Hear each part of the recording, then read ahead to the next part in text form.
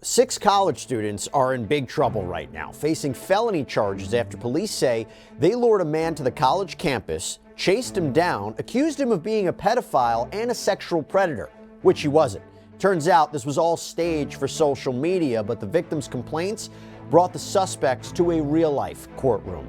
Welcome to Sidebar, presented by Law&Crime. I'm Jesse Weber. To catch a predator is a cultural phenomenon. How many of you watched it out there, right? Everybody knows that when Chris Hansen asks somebody to take a seat, they're about to be busted for some sort of very inappropriate behavior, usually with teens and children. But when amateur vigilantes get involved, that is when things can get pretty dicey. I mean, we just told you the other day about a group of YouTubers in Chesterfield Township, Michigan, that busted alleged predators by pretending to be a 15-year-old boy on back-to-back days. I'm honestly not a pedophile. I think those guys are disgusting. You do realize how serious this is, right? You're talking about a kid, a 15-year-old. You're a 15-year-old boy. Hey, stop antagonizing. Just stop. You got your point across. The group called police, had them deal with the men, 23-year-old Dylan Bishop, 37-year-old Christopher Paul. But now we go to Massachusetts, because police in Massachusetts say not only did a group of college kids take matters into their own hands, it spiraled out of control in a really bad way. So to talk about this, I want to bring back on friend of the show, Genesee County, Michigan Sheriff Chris Swanson, who actually does Predator busts with Chris Hansen. So good to see you. Thanks so much for taking the time. These busts, they seem really thrilling, a way to get the potential bad guys off the streets, but it can get tricky. Wouldn't you say? Better left to the professionals? Before we even get into what happened here, you would agree, no matter what the case, even as what happened in Michigan, leave it to the professionals, right? Right, 1,000%. Chris Hansen is not a vigilante. Chris Hansen works with law enforcement. That's why we have a very powerful model. Because what's the danger, right? You talk about these amateurs. Let's say, again, not even getting into what happened in Massachusetts yet. We talk about, okay, these are people who pretend to be somebody online. They communicate with people in a chat room or on dating profiles, and then they get them. They catch them. And then they'll call law enforcement, or they'll capture them on video. They'll make sure the videos go viral. What is the problem for a prosecutor or law enforcement if you're having these amateur vigilantes or these amateurs going out and doing this? What's the problem there? So let me answer it by first highlighting the danger of vigilantes doing this without any law enforcement. These individuals they're confronting are about to commit a life offense. And when you're in that phase of a crime, that mindset, and something is going to either expose you or ruin your life, they have no idea what that individual could do, and there's no backup. They're not certified officers. They don't have weapons, thank God, and they don't have the ability to call in backup. They're only doing it to build a social media platform. And I understand that it's sensational journalism, quote to speak. I understand that people want to do it, but there's no value when it comes to holding people accountable. On top of that, whatever chat that they have, whatever conversation, whatever they confront, it completely undermines the evidence process that we need, that can be brought into the actual case. We don't have, it's called fruit of the poisonous tree. If any evidence comes that's not protected, then we can't use it. Doesn't matter what happens. So you put your life at risk to try to do something with, in my opinion, with ill intent. And then you bring somebody in that could probably kill you, or at least do some damage. And in this case, we have the ones that are posting it actually committing the crimes. Yeah, this is a really disturbing case. And look, the stories we cover here on Sidebar are quite disturbing. They show that the world can be pretty scary. It's true. And for those of you thinking, how do I go about protecting myself from all that's out there? Well, I'll tell you what, if you think about protecting your home, I mean, what property is more important than protecting your home? I didn't even know this, but apparently, talking crime, home title fraud is rampant right now. Yeah, so I met with the people over at Home Title Lock. They're our amazing partner and sponsor. They freaked me out because, look, this is an example of a fraudulent quitclaim deed. It got filled out with my information, a forged signature, a fake notary seal. So not only could my property just get, transferred behind my back, but the scammers, they go after the equity. They take out loans using your home as collateral, and they do all this. They disappear. They leave you with a legal and financial nightmare. But that is where Home Title Lock comes in to give you some peace of mind, especially entirely with their triple lock protection, because that gets you 24/7 monitoring, alerts of any changes, and restoration services at no out-of-pocket cost to you. So to protect your home, you go to HometitleLock.com/sidebar. Make sure to use promo code sidebar because you'll get a 30-day free trial of the triple lock protection and a free title history report to make sure you aren't already a victim. So let's now talk about what happened. We're going to Assumption University. If you don't know what this is a private Catholic college in Massachusetts. This incident happened back in October. And according to police, a 22-year-old North Carolina man, who we're not going to be identifying, was in town and sent a message on Tinder to an 18-year-old Assumption student named Kelsey Brainerd. So the criminal complaint, which was filed in Worcester District Court, says that Kelsey's Tinder profile states her real age is 18. So she and the man, they messaged back and forth on the app, eventually switching over to Instagram, where they sent explicit messages, according to the complaint. The man then agreed to meet Kelsey on campus. Now, minutes after he arrived, security camera footage shows the man running from the building, chased by dozens of students, all yelling and screaming at him. Police responded to this disturbance, and this is what they found out that happened. So the criminal complaint reads, subsequent investigation revealed that the disturbance was the result of a Tinder app contact coming to campus to meet an Assumption student identified as Kelsey Brainerd. Miss Brainerd reported that a creepy guy came to campus looking to meet an underage girl. It was reported to responding Rest Life personnel that the male just came to campus, made Kelsey Brainerd feel creepy, and she texted to a friend, Easton Randall, who came down to help Kelsey with the sexual predator. The subject was subsequently chased off of campus by this male friend. The man reported that he was communicating with this girl, Kelsey Brainerd, on Tinder, and they were going to try and hook up. He reported that Brainerd invited him to come and meet her, specifically asking him to meet her at Alumni Hall next to the Kennedy building. He reported he was led to the building by Miss Brainerd and was only there for a few minutes when a group of people came out of nowhere and started calling him a pedophile and accusing him that he liked having sex with 17-year-old girls. The subject reported that he was surrounded by the group and became fearful when he was unable to leave due to being grabbed and held back from leaving. The subject reported that he was able to break free, ran up the stairs being chased by the group of 25 or more people. He reported he was chased to his car and was assaulted, punched in the back of the head, had his car door slammed on him, and his vehicle kicked by the pursuing group. Officers observed surveillance footage which depicts Miss Brainerd escorting him into the building and down the stairs to the lounge area. Shortly thereafter, you can see him running up the stairs, followed by a large group of students, including Miss Brainerd, all with their cell phones out in what seems to be a recording of the whole episode. A few minutes later, you see the group coming back in, laughing and high-fiving with each other. Miss Brainerd is included in the group. Wow. So, Chris, this is not... this is very different than what we just talked about before. Your thoughts on what we're hearing from this criminal complaint? Well, you have almost a reverse crime, because the ones that are perpetrating this are only doing it for content creation. And so they brought in an adult that they had communicated with on a dating app, Tinder, in order to come and meet an adult. There is no crime. And when he came there expecting to meet somebody and was overwhelmed by this group, you could see by their actions, their only intent was to just build up their content. And that's where things went sideways.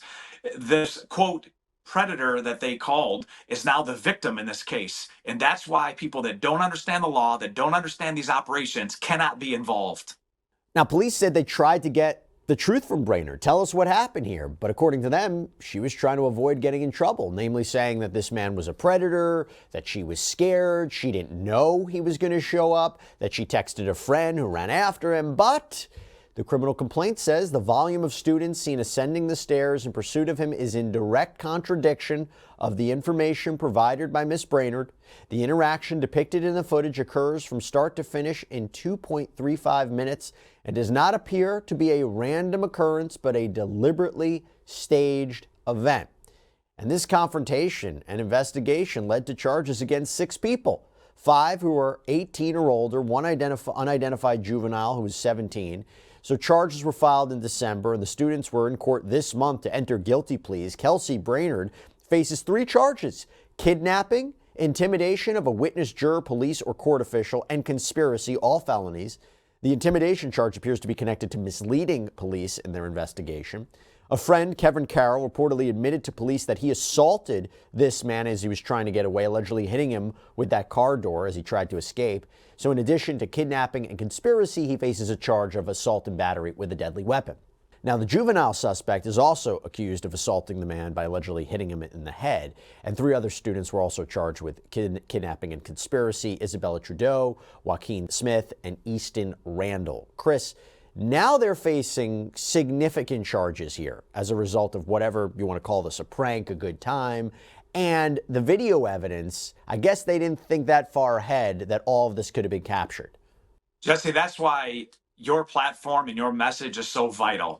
To get this out to people who may be thinking, or maybe 3 weeks from now, somebody comes up with the idea, because you just had a situation where not only did an individual who came to the campus thinking there was going to be a legitimate connection get assaulted, you got 6 individuals whose lives will be changed forever. And on top of that, it was done at a college campus. So now the college is brought in because under the Clery Act, all these incidents have to be reported. So now you've had long-term damage for people looking up and trying to think, what kind of students go here? You've completely undermined the system. You've filed a false police report. You've, tarnished the reputation of a great university.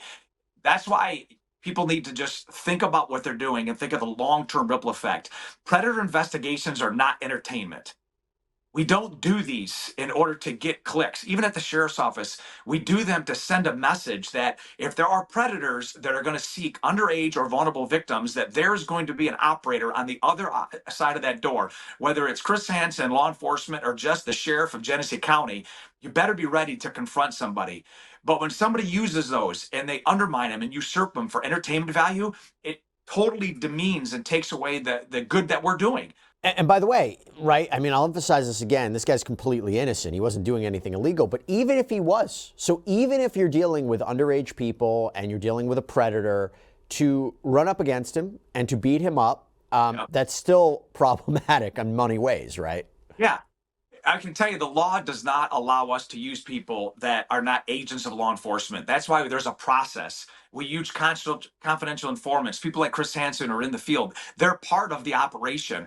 But if I got a call that somebody had already started the conversation, they already started chatting, they have their own decoys, they got him held down, that's the problem. You know, I would much rather, if they have information that somebody's reaching out, to turn that right over to us, and we'll work with you. And you can still feel like you're part of the solution to try to end human trafficking. But to do it with that motive and intent, that is not the right way to do it. Yeah, according to police, going back to Brainerd, she tried to deflect blame multiple times during interviews with police. Quote, when confronted with the fact that the information that she was providing was not factual but falsification and lies, Ms. Brainerd acknowledged that to be true. Ms. Brainerd continued to diminish her responsibility by indicating that she didn't know what was going to happen. Ms. Brainerd continued to allude to her not being a part of this incident. When confronted about the lies she reported last night and the lies she continued to tell during her recorded interrogation, she could not respond except to lay blame at the feet of her friend, Easton Randall. But police determined this was all a setup from the very beginning. The goal of the Tinder invite was to simulate the TikTok fad of luring a sexual predator to a location and subsequently physically assaulting him or calling the police. Mr. Randall reported that catch a predator is a big thing on TikTok currently, but this got out of hand and went bad. Mr. Randall reported that they all made suggestions and agreed to what information was texted to the victim, and that the others joined the conspiracy knowing of the unlawful plan, intending to carry it out. But Easton Randall told officers that things really got out of hand when someone in a dorm group chat used the word underage to describe the person that the victim was trying to meet up with, and that brought a whole surge of people coming down to the lounge area, according to the complaint. But that criminal complaint made clear the subject is not in any way designated a sexual predator. And by the way, it's important to note that not only is this guy innocent, but even if the victim had been told that this girl was 17, which there's apparently no evidence of, sexual relations would have been legal because the age of consent in Massachusetts is 16. Just a little caveat there. But Chris, going back to you, this idea of, okay, it's one thing. Now we want to have we're jumping onto this fad, another dangerous fad we're seeing on social media. but also groupthink. The more people get involved, the more it amplifies. And one little thing, saying underage is how you got apparently all these other groups of people coming in. I mean, according to his account. What's your takeaway from that? Yeah, it's called pack mentality. People lose common sense when there's a number of people. And let's just say there was one voice in that group that thought, maybe this isn't a good idea. They're drowned out by all the other ones who can't think straight because all they want to do is grab the content. And then when you use trigger words like underage or vulnerable, it gets everybody emotional. Trust me, I get it. That's why we do these predator operations. And I've arrested hundreds of predators because I want to get those individuals that are seeking underage and vulnerable people. But when it's not true, it has a 10x effect on damage. And that's what happened in this case. The kidnapping charge on its own, which they're all charged with, carries a punishment of up to 10 years in prison. The assault and battery charge that Kevin Carroll faces and Kelsey Brainerd's intimidation charge, they also carry a maximum of 10 years in prison. All the students have entered not guilty pleas. They were released on their own recognizance. They're going to do back in court at the end of March. What do you think should be the appropriate punishment for these defendants? Well, I don't think they've even seen the end of it because the civil liability that they open themselves up to, because all but one is an adult. So they're going to be sued. I can only imagine from this guy who was brought into this trap. Who knows what that's going to do? But I'm going to tell you, there has to be accountability. And we see that in cases when there's juvenile offenders that make a threat against a school, just like in this case. This has a ripple effect. This isn't just a small crime. So I got to believe that the university is going to take harsh action, that their criminal behavior. Do I think they're going to go to prison? No. But I do think that they're going to be held accountable in a severe level because this has reached a number of audiences, including yours. This has to send a message that you cannot do this. If you desire to work with law enforcement on an operation that involves human trafficking, then work with law enforcement. All right. I think that's a good message, and hopefully people hear it. We talk a lot about it, but it's really the idea of these stings that are done by the professionals is really to make everybody aware of what is happening on the online chat rooms or what's happening on social media or what's happening on dating apps. So just, again, don't take matters into your own hands, and particularly here where I don't even know if they're going to say they targeted the wrong guy or it was a mistake or it was blown out of proportion. Look what happened. You now have a guy who was beat up, who's a victim of this crime, and you have 6 people who their lives are effectively ruined and may never be the same. Genesee County Sheriff Chris Swanson, thanks so much for coming on. Great seeing you. You too, my brother. Take care, and thank you for your audience. All right, everybody, that's all we have for you right now here on Sidebar. Thank you so much for joining us. And as always, please subscribe on YouTube, Apple Podcasts, Spotify, wherever you should get your podcasts. I'm Jesse Weber. I'll speak to you next time.